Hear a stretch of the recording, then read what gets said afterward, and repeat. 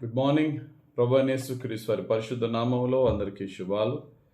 ఈరోజు మన అనుదిన ఆత్మీయ ఆహారంగా సామెతల గ్రంథము 28వ అధ్యాయము 11వ వచనాన్ని ధ్యానించుకుందాం. ఐశ్వర్యవంతుడు తన దృష్టికి తానే జ్ఞాని, వివేకము గల దరిద్రుడు వానిని పరిశోధించును. బాగా డబ్బున్నవాడు కొంచెం గర్వంగా తన దృష్టికి తానే జ్ఞాని అనుకుని, అంటే ఇతరుల మాటలు పెద్ద లెక్క చేయకుండా తాను ఏదనుకుంటే అదే రైట్ అనే విధంగా కొంచెం గర్వంగా ప్రవర్తిస్తాడు. కానీ వివేకము గల దరిద్రుడు వారిని పరిశోధించినంటే, డబ్బున్న ఎంత ఐశ్వర్యం ఉన్నా అటువంటి ధనవంతుడు జ్ఞానము గల వివేకము గల వ్యక్తుల యొద్ద తేలిపోతాడు. దీనిని బట్టి డబ్బున్న వాడికంటే వివేకము గలవాడే మిన్న శ్రేష్ఠుడు, వాడే మనకి మేలు అనే విషయాన్ని ఈ వచనం మనకు తెలుపుతుంది. మనము వివేకము జ్ఞాన వివేకములు కలిగి ఉండటానికి ప్రయాసపడాలా, ఐశ్వర్యవంతులుగా ఉండడానికి ప్రయాసపడాలా? ఐశ్వర్యవంతుడు 10 మందిలో వీడు చాలా గొప్పోడు అనిపించుకుంటాడు అంతే. వివేక జ్ఞానము కలిగిన వాడు 10 మందికి మేలుకరంగా ఉంటాడు. ఉదాహరణకి ఒక ధనవంతుడిని చూచి ఒక ధనవంతుని గురించి యేసు ప్రభు అన్న మాట ఏంటో తెలుసా? వెర్రివాడా. ఒక ధనవంతుడు వానితో వాని చెప్పుకుంటున్నాడట, ప్రాణమా తినము త్రాగుము సుఖించు అని. లోకాసు వార్త 12వ అధ్యాయం 19-20 వచనాలు ఉంటుంది. అతనిని దేవుడు అంటున్నాడు, ఒరే వెర్రివాడా, ఈ రాత్రికే నీ ప్రాణాన్ని అడుగుచున్నారు, నీవు సిద్ధపరిచినవి ఎవని వగునని అతనితో చెప్పాను. ఈ రాత్రికే నీకే సడన్ కార్డియో అరెస్ట్ ఏదన్నా వచ్చిందంటే, గుండె ఆగిపోయిందంటే, నీ ప్రయాస, నీ కష్టము, నీ యొక్క వెండి బంగారాలు ఎవడనుభవిస్తాడు రా వెర్రివాడా అని దేవుడు అంటున్నాడు ఐశ్వర్యవంతునితో. నాబాల్ అనే వాడు ఒకడున్నాడు బైబిల్లో, 1 సమూయేలు గ్రంథం 25వ అధ్యాయంలో.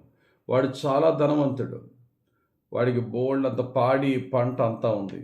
సడన్గా గుండె ఆగిపోయింది వాడికి. వాడు నోటుకు వచ్చినట్టు ఎవరిని పడితే వాడిని తిట్టేవాడు. సడన్ గుండె ఆగిపోయి చివరికి వాడి ఆస్తిని, వాడి యొక్క సమస్తమైనటువంటి సంపద వాడు అనుభవించలేకపోయాడు. కానీ బైబిల్లో ఉంటుంది, ఒక చిన్న పట్టణం ఉంది. ఆ చిన్న పట్టణానికి పెద్ద రాజు, అన్యరాజు వచ్చి ఆ పట్టణాన్ని, ప్రజలను చంపి ఆ పట్టణాన్ని తన వశం చేసుకోవడానికి వస్తున్నప్పుడు, ఆ చిన్న పట్టణం యొక్క రాజు కానీ బలవంతులు కానీ ఎవ్వరూ ఆ పట్టణాన్ని రక్షించలేకపోయారు. కానీ ఒక పేదవాడైనటువంటి వివేకము గల జ్ఞానవంతుడు ఆ పట్టణాన్ని రక్షించాడట. కానీ ప్రజలు ఆ యొక్క వివేకవంతుడిని గుర్తించలేదు, ఆ పేదవాడిని గుర్తించలేదు. నిజంగా జ్ఞానవంతులు, వివేకము గలవారు తన ద్వారా 10 మందికి మేలు జరిగితే చాలనుకుంటారు, కానీ ప్రజల చేత అవార్డులు రివార్డుల కొరకు వారు ప్రయాసపడరు.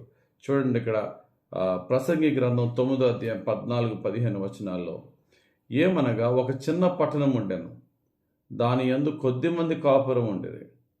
దాని మీదకి గొప్ప రాజు వచ్చి దానిని ముట్టడి వేసి దాని ఎదుట గొప్ప బురుజులు కట్టించాను. అయితే అందులో జ్ఞానము గల ఒక బీదవాడుండి తన జ్ఞానము చేత ఆ పట్టణమును రక్షించెను. అయినను ఎవరునూ ఆ బీదవానిని జ్ఞాపకం ఉంచుకొనలేదు. ఆ యొక్క పట్టణాన్ని రక్షించింది బలవంతులు కాదు, ధనవంతులు కాదు, జ్ఞానము గల బీదవాడు. ప్రజలు అతను గుర్తించకపోయినా, నిజంగా ప్రజలలో బుద్ధి, జ్ఞాన, వివేకం ఉంటే ఖచ్చితంగా అతను నెత్తి మీద పెట్టుకుంటారు. కానీ ఇతడేదో నన్ను ప్రజలు గుర్తిస్తారని కాదు, అతడు జ్ఞానము గలవాడు, వివేకము గలవాడు, తనను తన ప్రజలను రక్షించుకున్నాడు. మన ఇంట్లో ఒక ధనవంతుడు ఉంటే చాలని ఇప్పుడు అనుకోవద్దు. ధనవంతుడిలో ధనం ఎంత ఎక్కువ పెరుగుతుందో వాడిలో గర్వము, అహంకారము, స్వార్థం అని పెరుగుతాయి. బుద్ధి, జ్ఞానము, వివేకము గలవారు మన ఇంట్లో ఉంటే వారికి మేలు, వారి ద్వారా కుటుంబానికి మేలు. కనుక ప్రజలు పై రూపాన్ని చూస్తారు, కానీ దేవుడు హృదయాన్ని చూస్తారని సమూయేలుతో చెప్తున్నారు దేవుడని యెహోవా. 1 సమూయేలు గ్రంథం 16వ అధ్యాయం 7వ వచనంలో. పై రూపానికి ధనవంతులుగాను బలవంతులుగాను ఉన్న వారి వల్ల మనకేమీ లాభం లేదు. హృదయంలో జ్ఞానము, వివేకము, మంచితనం యథార్థత కలిగిన వారు మన ఇంటిలో ఉండుట ఇంటికి మేలుకరము, సంఘములు ఉండుట సంఘానికి మేలుకరము, దేశములు ఉండుట దేశానికి మేలుకరము. కాబట్టి always voice man is better than a rich man for his family, for his house, for his country. తన దేశానికే కానీ ఇంటికే కానీ జ్ఞానవంతులైనటువంటి వారు ఉండాలి. ధనము లేక నా ప్రజలు నశించిపోతున్నారని దేవుడు అనలేదు. నన్ను గూర్చిన జ్ఞానము లేకే ప్రజలు నశించిపోతున్నారు. మనం జ్ఞానవంతులమై ఉండి మన ప్రజలను ఎడ్యుకేట్ చేయగలిగితే మనము రక్షింపబడి మన ప్రజలు రక్షించుకోవచ్చు. ఈ ధనము ఐశ్వర్యము మనకి ఏమేమి ఎంతవరకు కావాలంత దేవుడు ఆయా టైంలో దేవుడు మనకి సమృద్ధిగా ఇస్తాడు. కనుక దేవుని యందలి జ్ఞానముతో, దేవుని యొక్క భయభక్తులు, వివేకము గల ఆత్మతో మనం ముందుకు వెళ్దాం.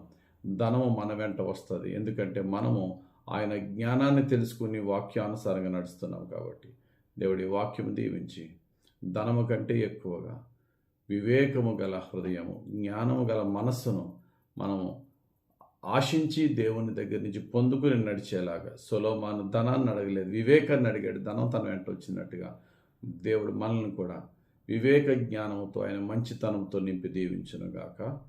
ఆమేన్. పరిశుద్ధుడా, ప్రేమ కలిగిన తండ్రి, ధనవంతులగుటకు మేము ప్రయాసపడకుండా వివేకవంతులుగాను జ్ఞానవంతులముగాను జీవించి మేము సరైన మార్గములో నడిచి మా ప్రజలను సరైన మార్గములో నడిపించి మేమును మా ప్రజలను రక్షింపబడులాగున మేము చేయవలసిన పనిని పరిచర్యను చేయుటకు సహాయం చేయండి.